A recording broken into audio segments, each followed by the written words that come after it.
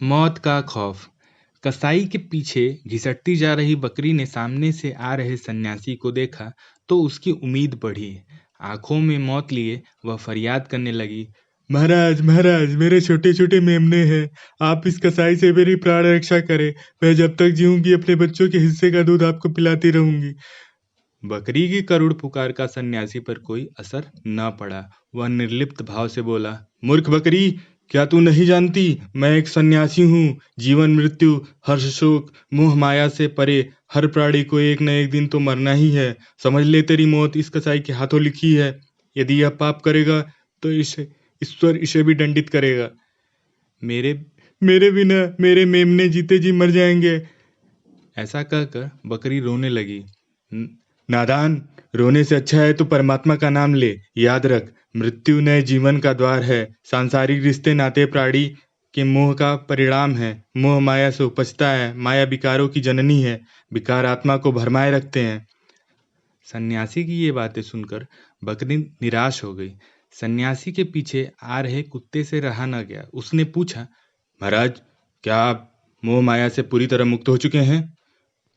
बिल्कुल मुक्त हो चुका हूँ। भरा पूरा परिवार था मेरा। सुंदर पत्नी, भाई बहन, माता पिता, बेटा बेटी, बेशुमार जमीन जायदाद। मैं एक ही झटके में सब कुछ छोड़कर परमात्मा की शरण में चला आया।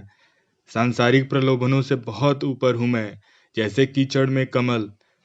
सन्यासी डींग मारने लगा। आप चाहें तो बकरी के प्राण की रक्षा कर सकते हैं। कसाई आपकी बात नहीं टालेगा। कुत्ते ने ऐसा कहा, लेकिन इन शब्दों का सन्यासी के ऊपर कोई असर नहीं पड़ा। वह कहने लगा, मौत तो निश्चित ही है। आज नहीं तो कल हर प्राणी को मरना है। ऐसा सन्यासी ने कहा। तभी सामने एक काला भुजंग नाग फन फैलाए दिखाई पड़ा। सन्यासी के अभी पसीने छूटने लगे। उसने कुत्ते की ओर मदद के लिए देखा तो कुत्ते की हंसी छूट गई। कुत्ते ने सन्यासी द्वारा दिए गए वचन को ही दोहराया, मृत्यु नए जीवन का द्वार है, उसको एक न एक दिन तो आना ही है। कुत्ते ने सन्यासी के वचन को दोबारा दोहराकर सन्यासी को ही सुनाया, मुझे बचाओ, मुझे बचाओ। अपना ही उपदेश भूलकर सन्यासी गिड़गिड़ाने लगा, मगर कुत्ते ने उसकी ओर ध्यान न दिया।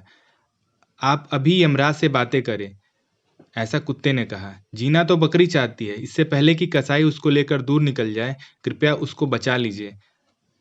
कुत्ते ने ऐसा सन्यासी से कहा। सन्यासी ने कहा, मुझे अपना कर्तव्य पूरा करना है। कहते हुए वह छलांग लगाकर नाग के दूसरी ओर पहुंच गया। फिर दौड़ते हुए कसाई के पास पहुंचा और उस पर टूट पड़ा। आकस्मिक हमले से कसाई के औसान बिगड़ गए। वह इधर उधर भागने लगा।